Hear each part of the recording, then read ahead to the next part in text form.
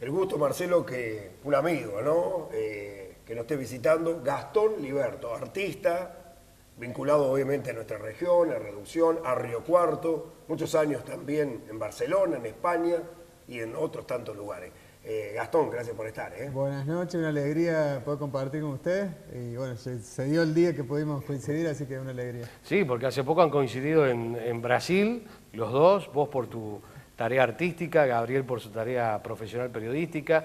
Y bueno, te seguimos, entre comillas, como se dice ahora.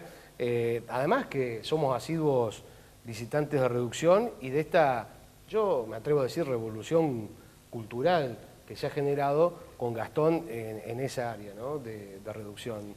¿Lo notás así? ¿Ha habido un cambio maravilloso? Sí, mira, justo ayer estaba pasando por el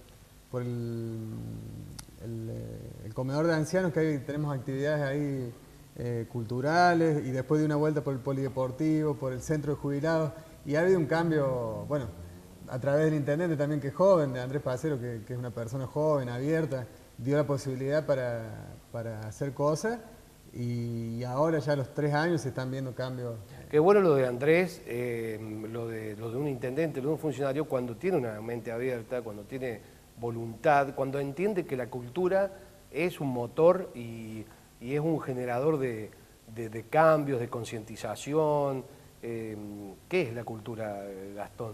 Bueno, con respecto a eso, la pregunta también se me vienen dos cosas a la cabeza. Un poco lo que vimos en Brasil, que lo experimenté, y un poco lo que inicié yo en Reducción desde mi tarea, como con la visión de artista de que sí tiene un sentido transformador la cultura, ¿no? Pero para el que lo recibe, si nunca tuvo contacto con actividades sensibles, de música, baile y todo, le es extraño hasta que agarra y lo incorpora. Y eso es lo que se está dando ahora en Reducción. Hay una transformación, más que todo en los chicos, que han tenido acceso a obras de títere, talleres de circo, pintura, cine, bueno, todas las fiestas que se hacen a lo largo del año. Y hay un cambio de paradigma, porque la cultura es una cultura aparte que es inclusiva, de participación. Y volviendo, conectando con lo de Brasil, que lo experimentamos con Gabriel también en el centro cultural que estuve trabajando, el poder transformador real, físico de la cultura, ¿no? En Brasil a mí me sorprendió, me causa mucha admiración. Como a través de la cultura y el deporte se incorporó y se incluyó a la sociedad. Es un trabajo de inclusión que creo que es muy bueno. Ya vamos a ir un poquito lo que vivimos en Brasil, porque bueno, ahí estuvimos en contacto. Pero me quedo un poquito con el tema de Reducción, porque lo tuyo fue también de abajo, comenzar con las intervenciones artísticas, excelente, ¿no? Con distintos paneles, rescatar la historia del lugar, ir trabajando hasta un libro, ahora con esta propuesta de un museo a cielo abierto, ¿es así? Más o menos, Sí, ahora estamos, bueno, a través de la provincia, la Agencia Córdoba Cultura, declararlo museo a cielo abierto con los murales, porque son alrededor de 15 murales en el pueblo, y después en la región son más, son como 20 murales más o menos. ¿A qué hacen referencia esos murales? Contanos un poquito. Y la idea fue trabajar a partir del museo. El museo es un museo pequeño, y al ver que el pueblo es un pueblo de fundación jesuita, tiene 327 años, es de los más antiguos de la zona, mi interés fue, o mi descubrimiento fue decir esto como culturalmente es un tesoro históricamente, pero la gente no tiene ningún registro, no hay registros concretos de la historia. El otro día leía las 3 formas de dominación española o de conquista española. Una era la denominada reducción, o sea, una técnica era inclusive que había una sistematización del abordaje a estos pueblos, ¿no?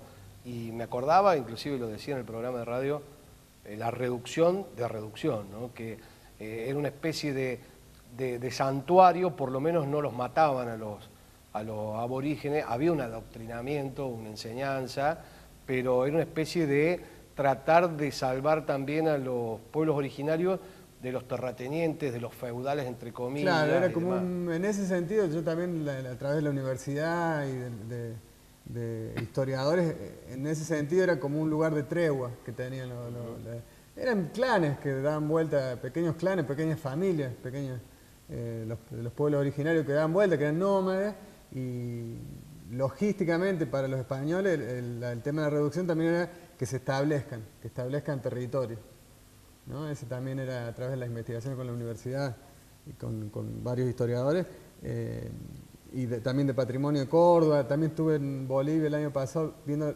la reducción del jesuita, del padre Lucas Caballero, que la hizo en Reducción, en Villa Reducción en Córdoba.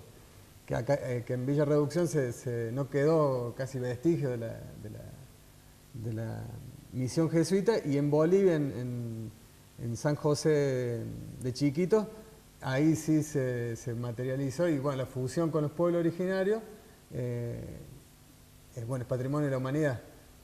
Y de hecho lo que yo rescato, sin ponerme de un lado ni del otro, tratándolo de ver lo más objetivamente posible, en Bolivia, por ejemplo, se preservaron muchos pueblos originarios a través del contacto con los jesuitas, que si no hubiesen desaparecido.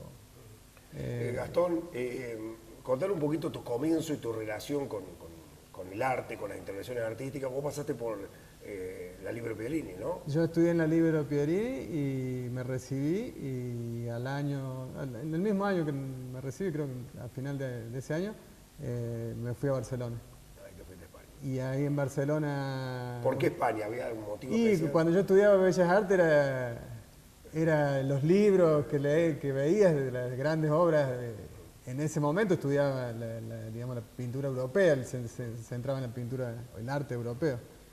Era como el sueño verlo en vivo y en directo. Eso fue. Y prácticamente, ¿cómo lo lograste? Porque no es tan fácil. ¿Cómo hiciste el contacto? ¿Cómo llegaste? No, nos fuimos, con Julieta, con mi compañera, decidimos, lo charlamos, estuvimos, ahorrando el dinero, viendo. Yo inicié la ciudadanía italiana en ese momento, que era en el 2000, que tardaba 3 meses la ciudadanía italiana en llegar. Te demoró un poquito, ¿no? Y decidimos, dijimos, nos vamos con la ciudadanía italiana, saldrá ya en 3 meses y probamos, vemos qué onda. Nos fuimos con $400, nada. Pero bueno, llegamos justo en un momento de España que España recibía todo lo que era la inclusión a la Comunidad Europea. Era Otra época. Otra época, y era una época que emigró mucha gente a España de todo el mundo, de África, del este de Europa, de Asia, latino, y entonces era mucha efervescencia multicultural, ¿no? Eso creo que es lo que más destaco de Barcelona. Sí, sí. Y nada, eso estuvimos viviendo, trabajando de los trabajos que nadie quiere trabajar en Europa, repartiendo publicidad, pegando carteles en restaurantes. 4 años hasta que llegó la ciudadanía. Te tardó un poquito más. Tardó mucho Y ahí más. sí, ahí te pudiste contactar con el arte, e ibas haciendo No, algo. yo paralelamente siempre trabajaba con galerías. Desde un principio me contacté con galerías y trabajaba con galerías que poco a poco iban vendiendo la obra mía. Después me formé en ilustración, empecé a trabajar en ilustración para publicidad. Pero claro, llegaba a un límite que ya no podías emprender cosas porque estaba ilegal. Sí, sí. Entonces, eso, que alguien te tiene que prestar una factura o te tiene... Sí. Y cuando llegó la ciudadanía italiana, me acuerdo que era momentos así de Navidad, y yo estaba pegando unos carteles de publicidad grandes, así ya está. O sea, los 4 años lo pasamos bárbaro, porque fue una fiesta. Una aventura también. Sí, una fiesta, y en casa vivían 14 personas, siempre en la casa, estando, gente de todo el mundo, o sea, muy rico era la experiencia. Entonces, nada, pasaron 4 años que no es que fue un padecimiento, pero sí a la hora de ya querer, viste, hacer más cosas, un poco más, emprender cosas, se te limitaba. Y ahí cuando me llama mi hermana y dice, te llegó la ciudadanía italiana, bueno, fue un papel que nos cambió la historia de estar ahí, ¿no? Pues ahí emprendimos, abrí una galería. Hay un hecho que Marcelo, a esto le va a gustar mucho porque ha experimentado algo con otro amigo, con Gabriel Escudero. Sí. Contale un poquito de la serigrafía, el estampe de las remeras, cómo salió esa idea que, revolucionaste también, ¿no? Bueno, yo cuando estudié acá en la escuela en la Libero, con Adriana Guisuraga me había grabado. Maestra, ¿no? La maestra, Sí, Adriana. la considero mentora. El grabado me gustaba muchísimo, me grabado en madera. Entonces, en Barcelona estudié con un amigo la técnica de la serigrafía, que es un grabado en tela, una impresión en tela, y un maestro chileno, Sergio, bueno, de padre, de abuelo, de familia, de impresores. Y entonces logramos unas tramas muy sutiles, como obras de arte para imprimir, en tramas, en degradé de colores. Y con Julieta las imprimíamos en casa y las vendíamos en la galería que teníamos abajo de casa. Pero tomando mate, hacíamos 10 por semana, las poníamos, se vendían, re tranquilos. Y una vez pasó una chica italiana que coleccionaba unas láminas que hacíamos y distribuíamos en todas las galerías de arte de Barcelona. Las coleccionaba y me dice, oh, dice, vos sos Gastón. Yo estaba todo el día trabajando ahí en el taller, un tallercito chiquito, galería. Me dice, dice, yo colecciono todas las láminas tuyas, no sé qué. Me encanta, dice, yo represento diseñadores en Milán, en la feria de moda de Milán. No, Dice, feria de moda en Milán. Me voy mañana, dice, a la feria. Dice, me encantan las camisetas, se le dice allá, las remeras. Me encantan las camisetas, dice, si querés me llevo 10 y probamos. Y yo le digo, bueno, sí, llévatela, total. No voy a perder nada con que te lleves 10. Y aparte, muy buena onda, fue una química muy linda. Y ella se fue y ahí, claro, ella iba a representar diseñadores que pagaban su stand. Y tenía las remeras mías en un bolso. Entonces sí, veía qué cliente era, ¿viste?, que le podía interesar. Y así mostrándoselas, vendió, en esa feria vendió 300, 400 remeras. Y empezaron a hacer pedidos. Y nosotros de imprimirlas a mano, así artesanalmente, me empezaba a caer dinero en el banco claro, de los pedidos. Y más, entonces la chica vino y dice, chicos, dice, nos tenemos que poner con un stand. Las ferias son trimestrales. ¿Viste? Temporada de invierno, verano, otoño, primavera, verano, otoño, invierno. Y así empezamos a hacer, bueno, y nos superó la... Te fue bárbaro con eso, qué bonito. Nos superó totalmente. Y ya la cuarta temporada teníamos de estar súper tranquilo, yo tenía que andar con 2 teléfonos, con contadores, viendo, todos los amigos trabajando. Y contratando a todos los amigos, como fue muy rápido. Entonces nosotros teníamos un quinto piso sin ascensor, antiguo, en el centro de Barcelona, y estaban todos los amigos nuestros trabajando en imprimir. La remera, una empresa. Sí. Pero nos superó, porque eso lo podríamos haber hecho de otra forma. Pero bueno, fue una experiencia súper linda. Qué buena historia, ¿no? Y no sé si es un nuevo desafío de hace algún tiempo atrás de ser, no sé si funcionario, pero gestor cultural, estar a cargo de un área en un lugar chico, pero que sirve mucho como tubo de ensayo también. ¿Cómo lo vivís eso, no? ¿Qué pasó con el artista? Sí. ¿Y qué pasa ahora del otro lado del mostrador, entre comillas, si se quiere? Porque te ha tocado en tu vida artística hablar con muchos Gastones Libertos de distintos lugares. Eso te enseñó, me parece, ¿no? Sí. Sí, eso me ha servido mucho para aprender sobre la gestión, ¿no? Cómo gestionar para los demás y cómo gestionar mi trabajo también. Fue un aprendizaje, yo no venía de esto, ni tenía intención, fue a través de la invitación de Andrés Pacero, de crear el área. Fue mucho estrés, fueron 3 años de mucho estrés para mí, porque te digo, no entendía la dinámica. Porque la política, entre comillas, tiene sus tiempos, la función pública tiene sus tiempos, sus prioridades, sus negociaciones, entre comillas, ¿no? De su forma de ser, y a veces la cultura viene de un lado a veces mucho más puro, más espontáneo. Exactamente. Y hay que, amalgamarse, hay que ver cómo se hace, ¿no? Sí, para mí fue un proceso de aprendizaje, pero también un proceso duro de entender y de gestionármelo yo.